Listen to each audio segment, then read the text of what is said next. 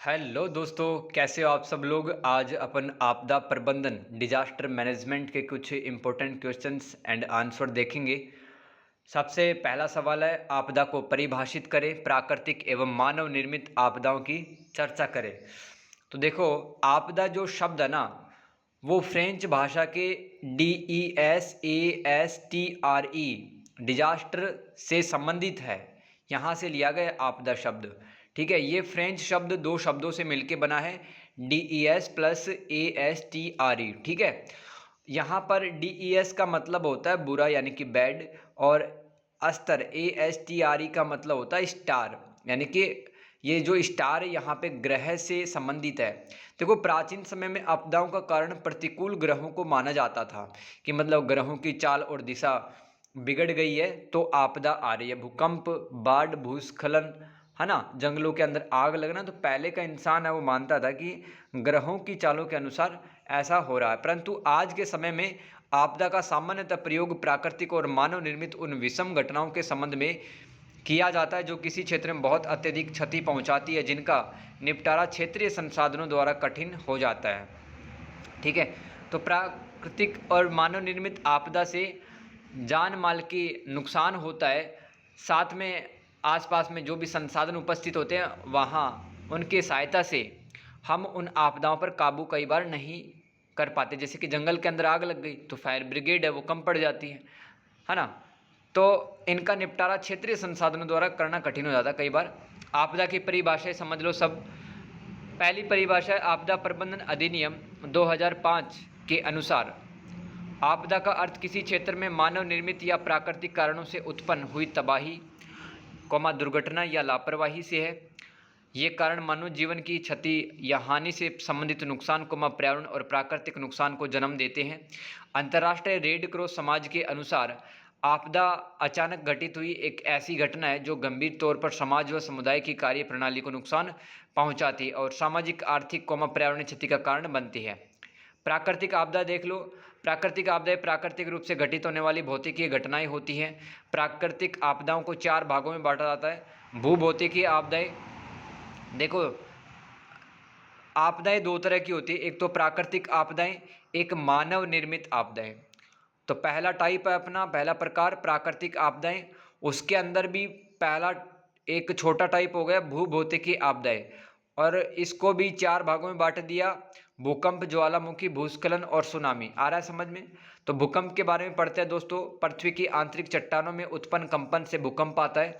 पृथ्वी के अंदर से ऊर्जा निकलने के कारण तरंगें उत्पन्न होती है। भूकंपीय तरंगों को सिस्मोग्राफ से मापा जाता है, एक प्रकार का इंस्ट्रूमेंट उपकरण होता है, और भूकंप की तीव्रता को रिक्टर स्केल में हम मापते हैं। भूकंप के अंदर जिस स्थान पर होता है उसे हाइपोसेंटर कहते हैं। ऐसा स्थान जहां से भूकंप की तरंगें उत्पन्न होती है और चारों दिशाओं में फैलती है उसको हाइपोसेंटर कहते हैं। और पृथ्वी पर वो स्थान जहां भूकंप की तरंगें सबसे पहले पहुंचती है उसे अधिकेंद्र कहते हैं।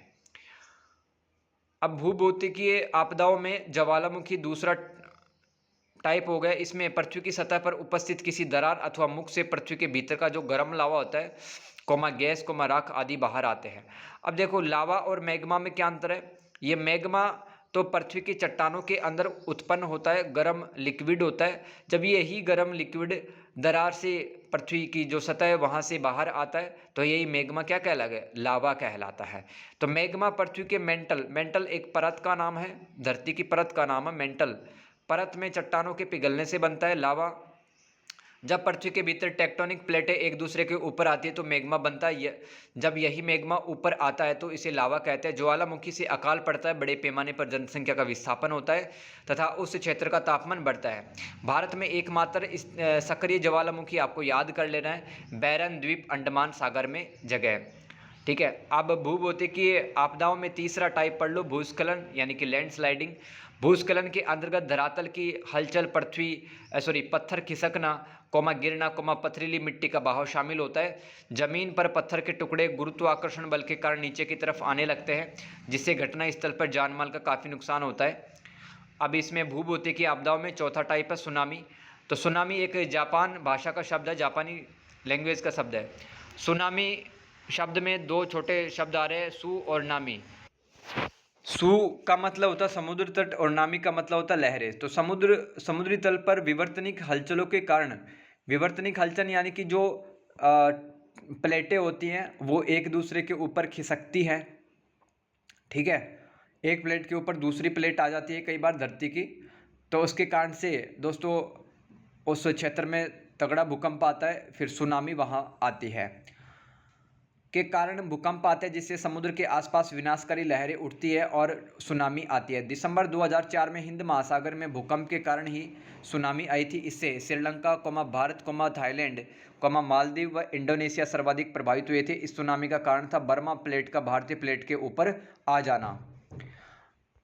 अब भूभौतिकीय आपदाएं हमने कंप्लीट कर लिए। दूसरा टाइप है दोस्तों प्राकृतिक आपदाओं में, है ना। जल वैज्ञानिक आपदाएं दो तरह की होती है, हिमस्खलन और बाढ़। हिमस्खलन पढ़ लेते हैं। पर्वत या ढलान से नीचे बर्फ और मलबे के तीव्र प्रवाह को हम हिमस्खलन कहते हैं। हिमस्खलन के कारण क्या है? तापमान में तेजी से परिवर्तन हो रहा है, मानवीय गतिविधियां, भारी बर्फबारी, तीव्र हवाएं और भारी बरसात।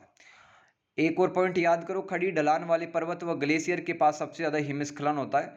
हिमस्खलन दो प्रकार का होता है, एक तो शुष्क हिमस्खलन जिसके अंदर सिर्फ पहाड़ के ऊपर जो बड़े टुकड़े होते हैं बर्फ़ के वही गिरते हैं नीचे, और नम हिमस्खलन में बर्फ़ के टुकड़ों के साथ में पानी भी आता है। दूसरा है बाढ़। जल वैज्ञानिक आपदाओं में दूसरा टाइप है बाढ़। लगातार बरसात के कारण नदियों, झीलों, तालाबों व अन्य जलाशयों में जल स्तर में अचानक वृद्धि होती है तथा अतिरिक्त जल जमीन पर फैलने लगता है। इस आपदा को बाढ़ कहते हैं।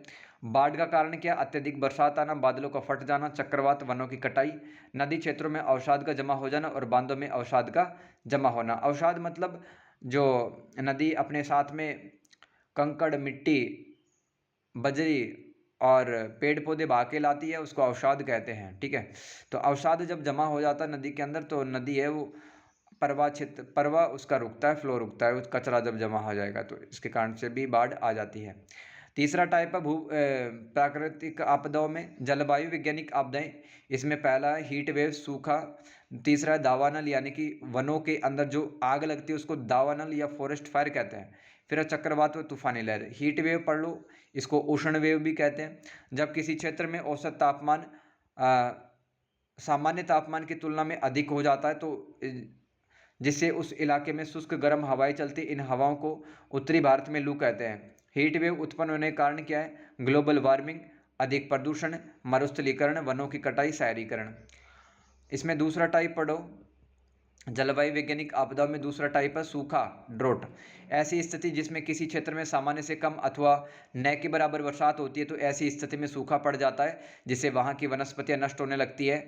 इसका प्रभाव क्या पड़ता है? मृदा में नमी की कमी हो जाती है सूखे से, और गरीबी में वृद्धि हो जाती है, चारे की कमी हो जाती है, तालाब झील सूख जाते हैं और पशु पक्षी इंसान प्रभावित होते हैं। अब ये तीसरा टाइप पढ़ते हैं अपन जलवायु वैज्ञानिक आपदाओं में, दावानल अथवा फॉरेस्ट फायर भी इसको कहते हैं, ठीक है। तो ये पढ़ो चलो। जंगलों में लगने वाली भीषण आग को दावानल कहते हैं। दावानल उत्पन्न होने के कारण क्या है? पृथ्वी के औसत तापमान में वृद्धि हो जाती है, आपस में घर्षण क्रिया के दौरान आग उत्पन्न हो जाती है। देखो जंगल के अंदर बांस के भी पेड़ होते हैं, ठीक है, और कई ऐसे पेड़ जिनकी पत्तियां हैं वो सूख जाती है। जब तेज हवा चलती है तो पत्तियां हैं और टहनियाँ आपस में टकराती है, इसके कारण से भी आग लग जाती है जंगलों के अंदर। प्रभाव क्या पड़ता है? स्थानीय पेड़ पौधे जीव जंतु जल करके राख हो जाते हैं, फेफड़ों से संबंधित रोग हो जाते हैं, त्वचा रोग हो जाते हैं, मिट्टी की गुणवत्ता खराब हो जाती है। जैविक आपदा, ये चौथा टाइप है प्राकृतिक आपदाओं में। जैविक आपदाएं एक निश्चित प्रकार के जीवित जीवों के एक विशाल प्रसार के कारण होने वाली विनाशकारी प्रभावों को परिभाषित करती है, जो एक बीमारी, विषाणु या एक महामारी के प्रसार से हो सकता है, जैसे कि कोविड-19। दोस्तों इसमें देखो मैंने आपको क्या बताया था, जलवायु वैज्ञानिक आपदाओं में तीन तो पढ़ लिए, दावानल और ये चक्रवात व तूफानी लहर। ये आप लिख देना कि तटों के आसपास जब तेज हवाएं चलती है तो चक्रवात आता है, उससे भी काफ़ी जान माल का नुकसान होता है। ये अपनी तरफ से लिख देना आप, ठीक है, मैंने यहाँ पे लिखा नहीं है तो लिख देना। और चौथा टाइप हमने पढ़े लिया अभी, जैविक आपदाएं, ठीक है। अब देखो आपदाएं दो तरह की होती थी, एक तो प्राकृतिक आपदाएं, उसके अंदर चार टाइप देखे। अभी मानव निर्मित आपदाएं देखो आप, तो वे आपदाएं जो मानव गतिविधियों के कारण होती है मानव निर्मित आपदाएं कहलाती है, जैसे कि बम विस्फोट, रेडियो सक्रिय पदार्थों का रिसाव, मिट्टी का कटाव, आतंकवाद, युद्ध, परिवहन दुर्घटनाएं, औद्योगिक दुर्घटनाएं, जनसंख्या विस्फोट, आग लगना आदि। अब तक के सबसे मानव भीषण भीषण मतलब बहुत ही ज़्यादा मौतें हुई ऐसी मानव निर्मित आपदाएं कौन सी है? पहला विश्व युद्ध, फर्स्ट वर्ल्ड वॉर 1914 से लेकर 18 के बीच में होता है। सेकंड वर्ल्ड वॉर 1939 से लेकर 1945 के बीच में, और 1984 का भोपाल गैस त्रासदी या भोपाल के गैस कांड। कुछ मानव निर्मित आपदाएं और पढ़ लो: युद्ध, अकाल, परिवहन दुर्घटनाएं, औद्योगिक आपदाएं पढ़ लो।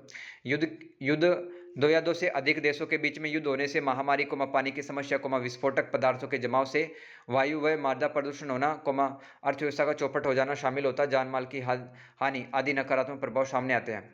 अकाल पढ़ लो: जब सूखे की समस्या दीर्घकालीन समय के लिए बनी रहती है तो वह आपदा अकाल के रूप में सामने आती है। अब देखो, कहीं पर अगर सूखा लंबे समय के लिए पड़ गया तो वो अकाल का रूप ले लेता है। अकाल के कारण क्या होते हैं? युद्ध हो सकता है, प्राकृतिक जलवायु में असंतुलन, जनसंख्या विस्फोट, फसल की विफलता, सरकार की खराब और दोषपूर्ण नीतियां। अकाल के प्रभाव क्या है? भोजन की कमी हो जाती है, कुपोषण, भूखमरी, महामारी और मृत्यु दर का बढ़ जाना, ये अकाल के प्रभाव हैं। परिवहन दुर्घटनाएं, ये भी मानव निर्मित दुर्घटनाएं होती हैं। परिवहन से संबंधित दुर्घटनाएं जिसमें व्यापक जान माल का नुकसान होता है वह परिवहन आपदा कहलाती है। ये भी 4 प्रकार की होती है: सड़क आपदा, हवाई परिवहन आपदा, रेल परिवहन आपदा, जल मार्ग संबंधी आपदा। एक और पढ़ लो: औद्योगिक आपदाएं। तो ये भी मानव निर्मित आपदा है। ये आपदाएं गैर प्राकृतिक होती है, इसमें रासायनिक विस्फोट, परमाणु विस्फोट और खदान दुर्घटनाएं शामिल होती है। कई बार खानों के अंदर काम करते हुए भी दोस्तों जैसे पत्थर गिर गए ऊपर से तो श्रमिकों की मौत हो जाती है, वो खनन दुर्घटनाएं या खदान दुर्घटनाएं होती है। विषैले औद्योगिक पदार्थों का रिसाव, ये भी औद्योगिक आपदाओं में आएगा। आपदाओं के प्रभाव क्या होता है दोस्तों? जीवन के सामान्य चक्र में गिरावट आती, समान चक्र में गिरावट आती है। जैसे कि जैसा अपना जीवन चल रहा है वैसा अब नहीं चलेगा। जैसे अपन नौकरी वगैरह नहीं कर पाएंगे, फिर स्कूल नहीं जा पाएंगे, ठीक है। जान एवं माल की क्षति होती है। आर्थिक एवं सामाजिक संरचना पर प्रतिकूल प्रभाव पड़ता है। मनोवैज्ञानिक आघात का प्रारंभ हो जाता है। इसका मतलब क्या है? मनोवैज्ञानिक आघात यानी कि कुछ लोग हैं जिसके घर तबाह हो जाते हैं, खेत और जानवर है वो मर जाते हैं, वो डिप्रेशन में आ जाता है, तनाव में आ जाता है, वही मनोवैज्ञानिक आघात कहलाते हैं। आजीविका की हानि यानी कि नौकरी धंधा सब छूट जाता है। कानून एवं व्यवस्था की समस्याएं आ जाती है। और महामारी कब है? यानी कि जब किसी इलाके में बाढ़ आती है, भूकंप आती है, कई लाशें हैं वो ज़मीन पर ही रखी रहती है काफ़ी दिनों तक और सड़ने गलने लगती है, तो उसकी वजह से वहाँ पर महामारियाँ फैल सकती हैं। तो दोस्तों इस तरह से मैंने आपको आज आपदा का अर्थ बताया, आपदा के सारे टाइप करवा दिए मैंने, ठीक है। और प्राकृतिक आपदाएं और मानव निर्मित आपदाएं को बहुत अच्छे से करवा, आई होप आपको समझ में आया होगा दोस्त। अगर आपको ये कंटेंट पसंद आया है दोस्तों तो एक अच्छा सा कमेंट जरूर करके जाना और अपने कॉपी में लिख लेना आप आपदा प्रबंधन, डिजास्टर मैनेजमेंट के कुछ इंपॉर्टेंट क्वेश्चंस एंड आंसर हमने देखे हैं।